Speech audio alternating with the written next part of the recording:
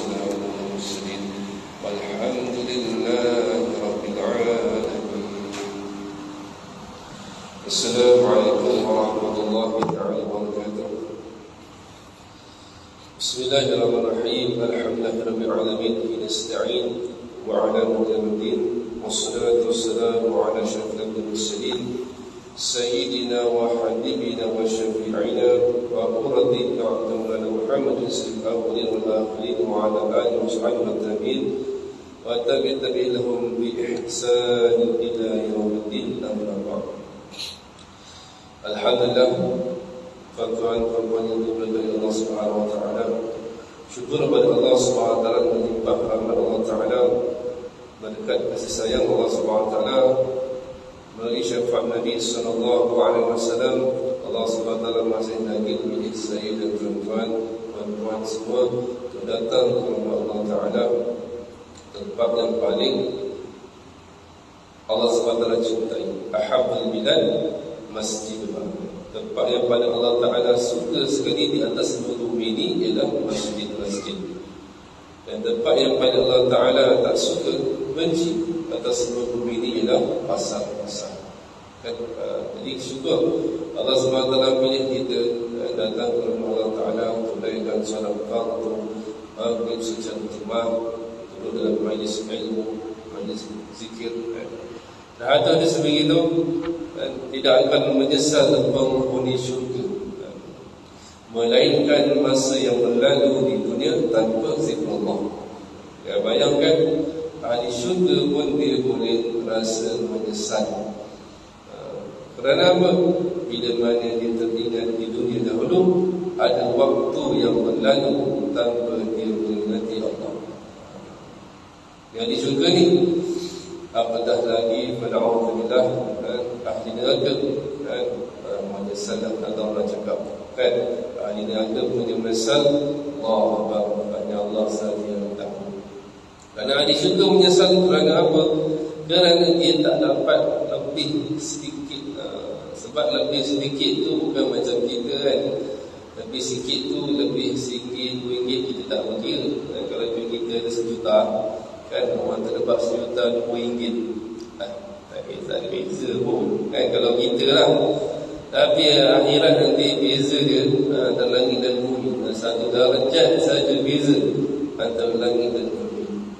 Jadi setiap orang yang lebih pahala dia bersyukur, tapi dia akan rasa menyesal kerana dia tak dapat lebih daripada orang yang beramal lebih daripada dia. Dia tak akan rasa menyesal. Jadi maksudnya Allah Ta'ala nak kita ni tetap menjaga masa kita supaya terus dalam keadaan berzikrullah, mengingati Allah Ta'ala kan, dengan mulut, dengan perbuatan, dengan hati kan. Zikir ni tak semestinya dengan mulut kan, tak semestinya dengan kalau tak ada mulut dengan perbuatan. Contoh kita amalkan sunah-sunah Nabi kan. Contoh kita masuk masjid kaki kanan, itu tanda kita ingat Allah Ta'ala. Kita masuk masjid kaki kanan, masuk tandas kaki kiri kan, kita amalkan sunah Nabi. Sembahyang kita bersuci gigi kan, doa-doa harian kita amalkan. Tak semestinya doa masjid subhanallah alhamdulillah tahlil pun kita zikir, tak semestinya. Kita makan dan baca doa bismillahirrahmanirrahim, Allahumma barik lana fima razaqtana wa qina adzabannar, itu termasuk zikrullah. Kerana ada orang makan tak baca doa kan, dia lupa Allah ketika dia makan.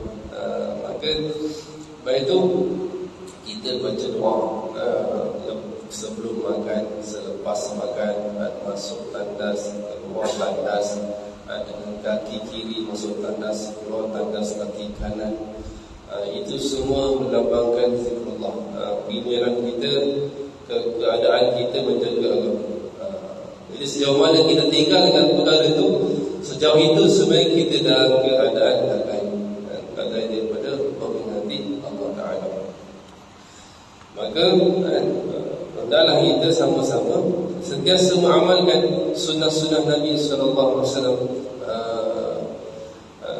dengan hariannya kan, dengan tertib-tertib Nabi SAW-nya, apa saja sunnah-sunnah bersifat bersegi berpakaian kan, apa saja luaran dia, dalaman dia, kita ikut sunnah Nabi SAW, maka sejauh itulah kesempurnaan agama yang ada dalam diri kita.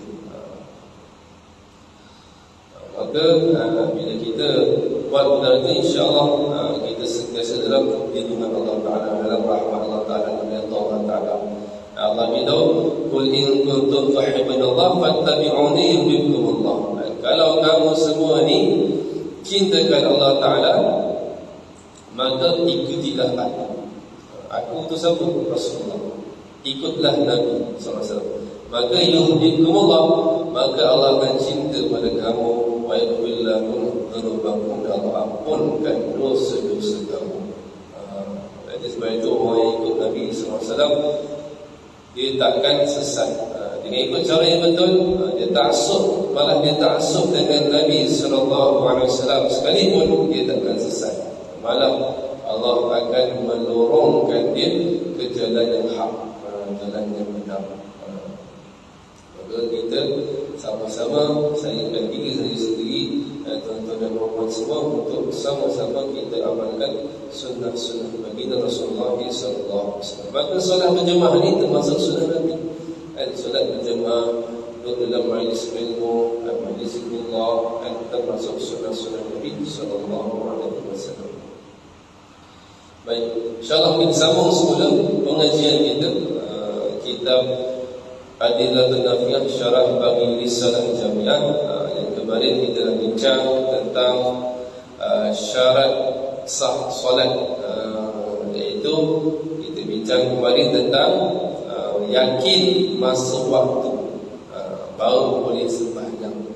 Kalau kita ragu-ragu dengan waktu tersebut, dah masuk ke tak ni? Sembahyang dalam ragu-ragu walaupun dalam waktunya tetap tak sah kerana tidak cukup syarat. Ataupun sembahyang dengan yakin masuk waktu tapi sebenarnya tak masuk, juga tidak sah. Yang penting kena yakin masuk waktu, dan yakin masuk waktu, yakin masuk waktu dan betul-betul waktu tu dalam waktunya, maka barulah sah. Yang kedua, syarat yang kedua ialah baru dah masuk tentang mengetahui kiblat, insya-Allah.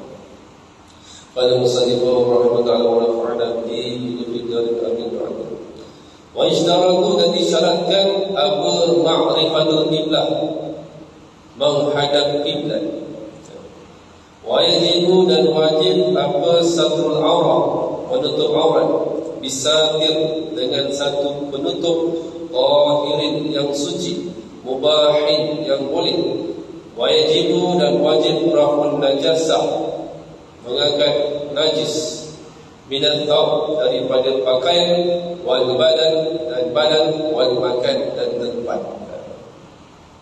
Jadi syarat yang kedua dalam solat ni ialah disyaratkan untuk mengetahui kiblat. Kita tahu jihad kiblat. Apa itu kiblat? Kiblat ni jihad Kaabah. Dan ini arah Kaabah. Sebenarnya kita kena sembahyang hadap Kaabah, tapi Kaabah tak ada dekat kita. Kaabah ada dekat Mekah sahaja. Maka kita menghadap arahnya sahaja. Kita panggil sebagai ijtihad kiblat. Kita menghadap kiblat ni secara ijtihad. Ini guna kompas kan, guna arah mata angin, Allah tahu kan.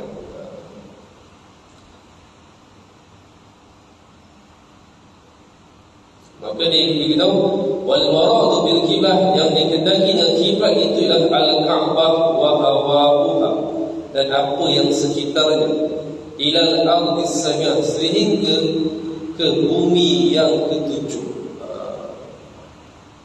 Bumi ini ada lapis dia, ada 7 tingkat. Begitu juga dengan langit ada 7 tingkatan. Jadi siapa yang mana tahu dia duduk lapis bumi yang bawah sekali kan, kita tak tahu. Ataupun dia duduk lapis langit yang kedua, yang ketiga, wali Allah ada wali-wali Allah yang Allah Ta'ala bagi. Ataupun Nabi-Nabi sendiri, ada Nabi Isa, Nabi Musa, Nabi Idris Nabi kat langit, dan Nabi Isa kat langit. Maka mereka kalau nak hadap beribadah, mereka akan hadap kiblat. Nak kata kiblat Kaabah ni senternya dunia, senternya bumi kan. Bukan kita bersenterkan US kan, bersenterkan China, bukan. Center kita sebenarnya Kaabah, seluruh dunia kan. Lapis bumi, lapis langit, Kaabah tu sebenarnya senternya. Sehingga di atas langit yang ketujuh ada Baitul Ma'mur kan, bertepatan dengan Kaabah. Malaikat pun bertawaf kan, bertepatan dengan Baitul Ma'mur, iaitu bertepatan dengan Kaabah. Kalau orang kata kalau jatuh satu batu daripada Baitul Ma'mur, maka betul-betul akan jatuh dekat Kaabah. Nak kata senternya Kaabah tu center dunia ni. Lepas beritahu juga rahmat Allah Ta'ala pun turun dulu pada Kaabah kan, pada Kaabah, Mekah Kaabah kan, baru dah dibahagi pada masjid-masjid yang lain di seluruh dunia. Lepas tu Kaabah ni Masya Allah kan, kita tak boleh mati kan. Kalau orang dihentikan daripada tawaf, maka terhenti amalan, terhenti rahmat, terhenti barakah, banyak musibah akan datang. Lepas tu jangan sampai ada apa-apa bencana musibah yang boleh menghentikan amalan-amalan di Mekah.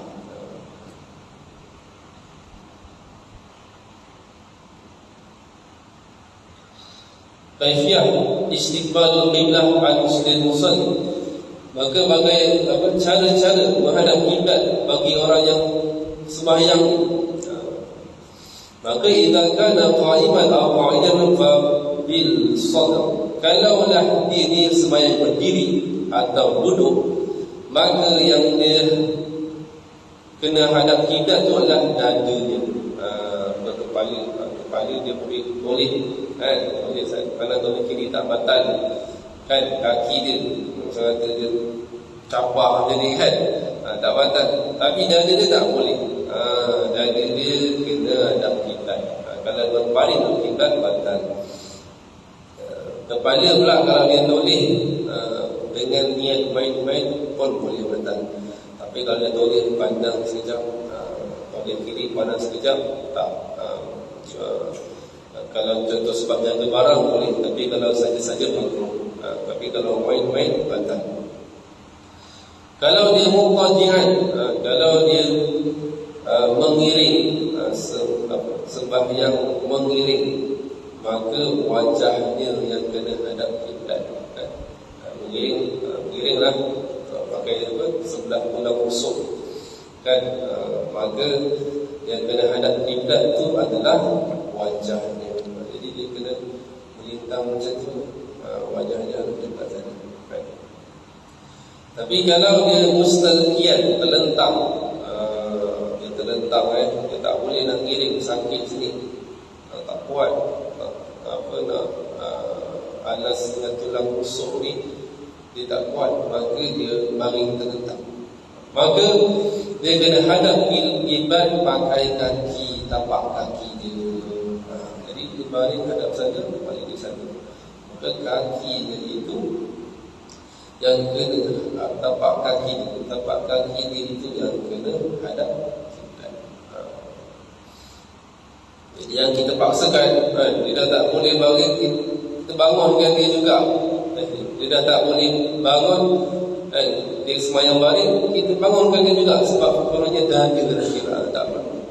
Dia dah, ulama dah tetapkan syarat kan, dan mudahkan. Kalau memang sampai tak boleh bangun, hanya boleh baring terlentang saja, maka kaki dia itu yang hadap kiblat.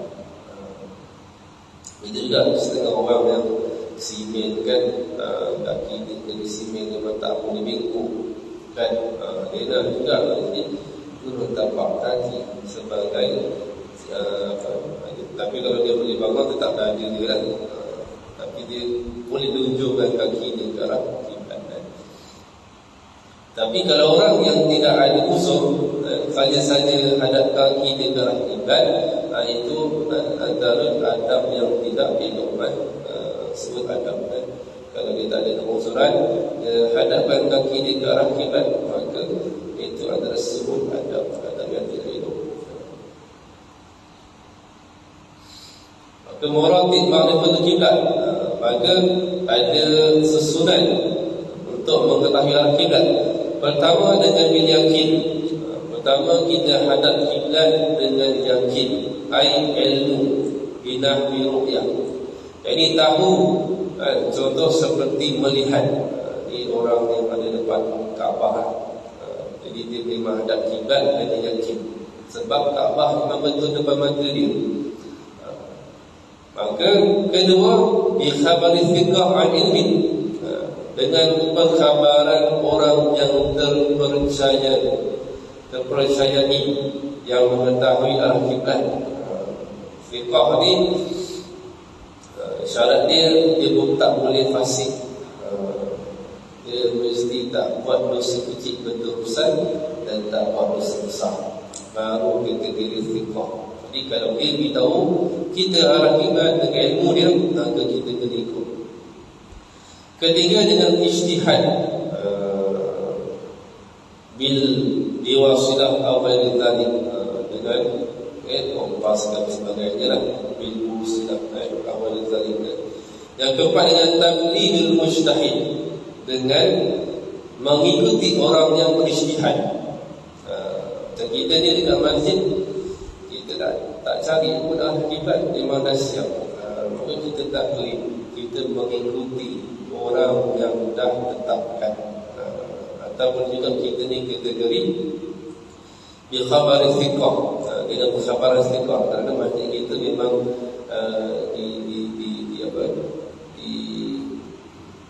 diluluskan oleh orang yang bertanggungjawab lah arah kiblat sebagainya. Maka ini syarat kan, menghadap kiblat. Cuma dekat sini tak ada, saya masuk sikit tentang kita wajib hadap kiblat ni pada solat fardu sahaja. Solat sunat tak wajib kita hadap kiblat. Kalau hadap lagi baguslah, tapi tak wajib. Misalnya kata kita naik bas, kita naik kereta dengan anak kita kan, nak sembahyang duha kan, duduk dah habis ni, tapi nak berhenti terlambat pula, ganggu masa dia. Kita sembahyang di dalam kereta boleh kan, dia belok kanan ke belok kiri, tak tahu orang kiblat, kita sembahyang je boleh, sah kan. Dalam kenderaan, dalam kapal, dalam kereta api, boleh sahaja kita sembahyang sunat tidak menghadap kiblat. Tapi dengan syarat kita bukan driver lah kan. Kalau driver memang tak boleh kan, jangan cari pasal kan. Kita driver, kita sembahyang pula, memang boleh meninggalkan alam tersebut. Jadi betul-betul berjumpa Allah kalau macam tu. Jadi kita boleh menghadap, boleh tidak menghadap kiblat bila mana kita bersafar naik kenderaan. Jadi pada ada satu video tersebar yang dulu ada satu orang dia rakam orang solat subuh dalam kereta api kan, tapi kereta api lah, LRT ke komuter macam tu lah. Jadi bentuk komuter ni ada yang bentuk L, ada yang sini, ada yang macam ni kan. Dua-dua solat subuh ni, tapi satu menghadap sana, satu menghadap sana. Jadi macam mana tu? Jadi sebenarnya kalau solat fardu subuh, dia kena hadap kiblat. Kalau dia solat sunat qabliyah subuh boleh, seorang hadap sana, seorang hadap mana dia duduk lah, tak ada masalah. Tapi kalau dia sembahyang subuh, fardu subuh, wajib ke atas dia menghadap kiblat pada 3. Berdiri, rakaat sujud. Wajib. Kalau tak dapat, maka dia kena qada balik solat tersebut.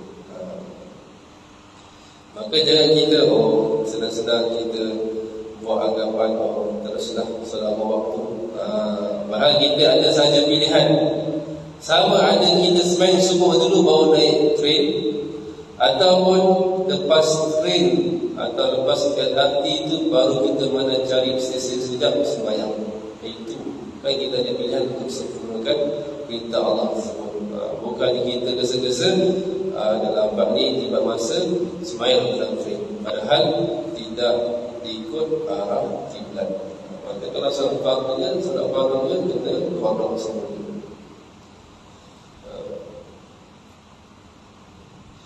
Tapi kalau dalam solat dalam kapal terbang pun boleh, tak ada masalah, boleh. Cuma ulama khilafkan, ada cakap tetap kena qada sekalipun hadap kiblat. Sebagian ulama cakap tidak perlu qada dengan syarat tadi, rakaat, sujud dan qiyamnya menghadap kiblat. Jadi kita kena sebenarnya dalam kapal terbang kita dah boleh tahu, boleh tanya pramugari ke, dia tahu tentang arah kiblat yang sebenar, dia tahu, dia belajar, tanya dengan mana arah kiblat. Yang kedua, cari ruang yang membolehkan kita rakaat dan sujud arah kiblat. Kadang-kadang tak ada ruang, kadang-kadang dia boleh sediakan tempat ruang penyediaan makanan. Waktu penyediaan makanan itu tak beroperasi, tak ada ruang macam ruang berdiri itu, itu semuanya boleh buat untuk solat. Maka jangan kita sewenang-wenangnya meninggalkan solat fardu. Kalau solat fardu ini kalau dah usaha, dah habis daya dah tak ada juga ruang, barulah kita solat hormat waktu.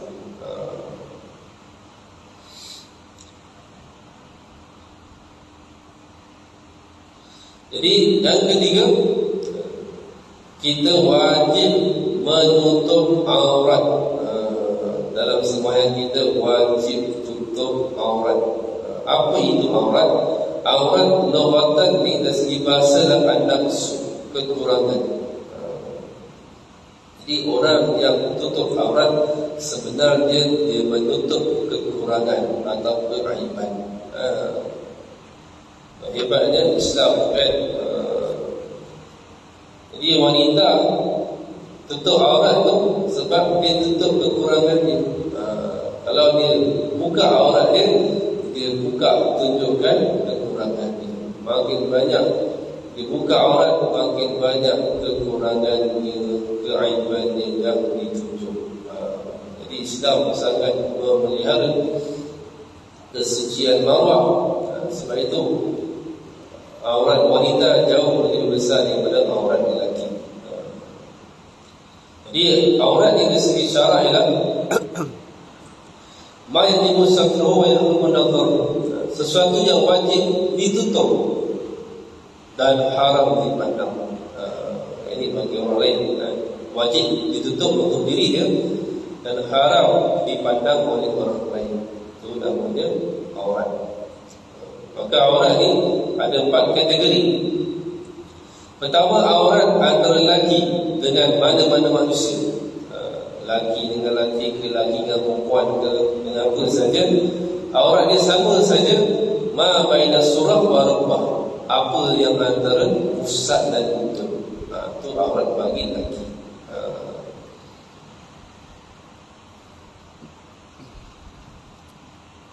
Tapi aurat wanita pula, aurat hurah, wanita yang menikah, itu aurat wanita yang menikah dalam solat itu adalah jami'u badaniha ma siwa kafai, seluruh badan kecuali wajah dan kedua tapak tangan. Dan semayanglah dan semayang tu sebagai telekong wajah dan kedua tapak tangan. Ni kalau dia pakai baju sinting sampai angkat pergelangan, dia tak sah sembahyang dia. Dan ataupun dia sembahyang menampakkan kaki dia ternampak, tentulah dia tak ada pakai, dia pakai kain biasa. Stocking pun tak pakai, contoh lampu sikit dia ingat sah, tapi terangkat kaki dia, maka jawapannya tidak sah, kerana dia kena tutup seluruh badan kecuali wajah dan kedua tapak tangan. Tapi kalau aurat wanita dengan ajanib, seluruh badan termasuklah wajahnya. Bila wajah kafir ada muktamad. Pandangan muktamad seluruh wajah dan kedua tapak tangan. Mazhab Syafi'i sebenarnya aurat bagi wanita ni seluruh badan termasuk wajah dan tapak tangan. Cuma kita ni orang Malaysia banyak pakai banyak kaul dhaif. Pakai kaul dhaif ni yang ada wajah kafir. Jadi aurat wanita yang seperti solat itu digunakan pakai oleh masyarakat Islam umumnya kat Malaysia ni, itu sebenarnya adalah kaul yang lemah. Tapi dengan syarat aminal fitnah wa adil syahwat, aman dari fitnah dan tidak ada syahwat, baru boleh pakai yang tudung, tak pakai apa purdah nikah, baru boleh. Kalau tidak, sebenarnya dia boleh pakai. Kalau pandang utama seluruh wajah, seluruh badan. Kemudian, tapi aurat wanita inda maharimiha wa nisa, di sisi mahram dan wanita yang lain yang bukan Islam, maka aurat wanita di sisi mahramnya dan wanita Islam yang lain, maka itu antara pusat dan tutup. Dia aurat dia dengan ayah dia, aurat dia dengan perempuan Islam yang lain sebagainya, itu antara pusat dan tutup. Tetapi aurat wanita dengan wanita yang bukan Islam, maka itu sama seperti aurat dia dengan lelaki, iaitu seluruh badan. Jadi kalau misalnya kata kita ni tak boleh lah kalau tak pakai tudung, tak tutup aurat lah depan perempuan Cina. Contohlah kalau anak kita belajar dekat mana-mana asrama, college ke, university ke, tiba-tiba dapat sebilik atau serumah dengan ada wanita yang bukan Islam, maka sebenarnya dia kena tutup seluruh badan. Ini seperti wanita yang kafir itu, yang bukan Islam itu, seperti lelaki, aurat yang dia tutup. Itulah kemuliaan yang Allah Ta'ala letakkan kepada wanita. Maka kalau dia tak sanggup sebilik nak tutup, nak pakai tudung, nak makan semua kan, tak boleh cabut tudung, sentiasa tutup aurat, tak mampu, maka minta kan. Kalau tak, dia berdosa, kerana hukumnya sama seperti dia tidak tutup aurat. Jadi dia kena tutup aurat. Itu syarat. Itu antara aurat yang kita wajib ditutupi ketika nak sembahyang. Tutup dengan satu kain. Kain yang macam mana? Kain yang la ya'rifu ba'idil bashar, yang tidak diketahui putihnya kulit ataupun hitamnya, yakni bukan kain jarak atau kain nipis. Mesti kain itu tebal sikit. Kalau kain itu sampai nampak warna kulit dia, hitam dan putih kan, maka kain itu tidak cukup dibuat untuk tutup aurat. Jadi mereka tebal sikit. Kemudian tahir mubah, yang suci, yang boleh.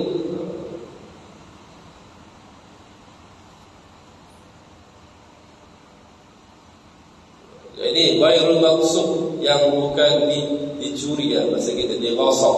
Dighasab ni diambil tanpa izin. Dia bawa semayang kain semayang, dia bawa limau tu, tapi dia ambil, dicuri oleh kawannya, senyap tanpa minta izin dipakai. Maka hukumnya sah tapi berdosa. Tapi kalau kain yang di dalam masjid itu bukan curian, itu memang kain yang dah diwakafkan. Kita tak mengapa kalau kita ambil, tak apa kalau kita pakai. Tapi kalau kain yang dibasar, diambil orang lain sama-sama punya dah, tanpa izin, dia bawa sembahyang atau jubah dan sebagainya, legong dan sebagainya, maka hukumnya sah, tetapi dia sembahyang dalam keadaan berdosa. Dan wajibu raf'un najasah, dan wajib untuk kita hilangkan najis minat thawb, daripada pakaian kita, wal badan, dan badan kita, wal makan, dan tempat. Wajib suci daripada najis. Najis yang la yu'fa anha, najis yang tidak dimaafkan. Apa itu najis? Najis dari segi bahasa kullu mustaqbil, setiap yang kotor. Bahasa ialah, adapun dari itu syarak ialah setiap yang kotor yang nausih atas solat, yang mencegah, setiap benda kotor yang mencegah sahnya solat. Jadi contoh, tai hidung dan telinga itu kotor, tapi tak cegah daripada sahnya solat, boleh. Kalau contohlah kita katakan dia moyang dan hidung tak melekat situ, contoh, tak sah, kerana dia tak najis, tapi dia kotor. Nanam kalau sedikit banyak najis, darah yang sedikit, darah jerawat dan sebagainya dimaafkan. Maka kena suci, wajib dihilangkan dulu dalam dia sembahyang.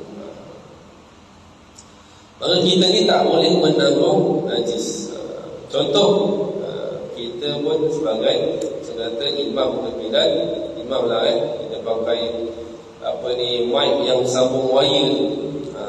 Jadi mic yang wire ni bersambung kan, maka pastikan di hujung wire tersebut tidak ada najis. Kalau ada najis, itu termasuk hamlu najasah, termasuk menanggung najis. Maka menanggung najis ini tidak sah solat.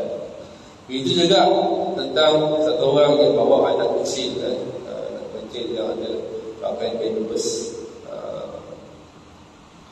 Kalau anak kecil dia ada najis dalam pampers dia naik atas badan kita, maka batal sembahyang kita, dianggap sebagai menanggung najis. Ataupun kalau kita berdiri, dia berpaut, kalau dia peluk saja tak apa. Kalau dia paut sampai terangkat kedua kaki dia, budak kecil itu dia paut, dia naik atas badan kita, terangkat kedua kaki dia, maka namanya hamlu najasah, sama menanggung najis, tidak sah solatnya. Kadang-kadang kita pelik juga, kerana sebahagian Allah Alam dulu kat tempat saya ada orang Arab, dia suka, dia semayang, dia dorong anak dia. Anak dia kecil bebas, dia dorong lagi anak dia, dia tak nak anak dia main-main, dorong. Maka kalau dia yakin memang tidak ada kencing atau berak dekat bebas tersebut, sahlah semayang dia. Tapi kalau ada kencing atau berak dekat bebas anak dia, tidak sah semayang dia, kerana dia menanggung najis. Jadi suci najis ni pada saum pakaian. Jadi kita tak boleh, kita misalnya kata kita bunuh lalat ke, atau kita letak lalat dalam pocik kita, kerana lalat ni bangkai dia najis, letak dalam kunci sagata, maka kita sembahyang dalam keadaan membawa najis, maka tidak sah. Apa saja pakai ke kaku ke kan, maka kita kalau dah bunuh limpah, jangan masuk kunci, jangan menanggung atau insya-Allah. Seterusnya sebanyak, insya-Allah kita akan sambung lagi tentang syarat sah solat. Semoga apa yang saya belajar lagi sama-sama kita bangun manfaat tiba sama amalan sampai ke insya-Allah. Bismillahirrahmanirrahim. Allahumma shalli ala sayyidina Muhammad wa ala sayyidina Muhammad. Rabbi anfa'na bima 'allamtana, Rabbi 'allimna bima yanfa'una, Rabbi faqihna wa faqih ahlana wa qarabatan lana fi dinina. Tawassalna bi ta'limin wa anta arzuqna al-wasil wa tazkil al-amana. Sallallahu alaihi wasallam Muhammad wa ala alihi wasallam. Alhamdulillah ala subhanallah wa bihamdihi subhanallah wa bihamdihi. Terima kasih. Facebook.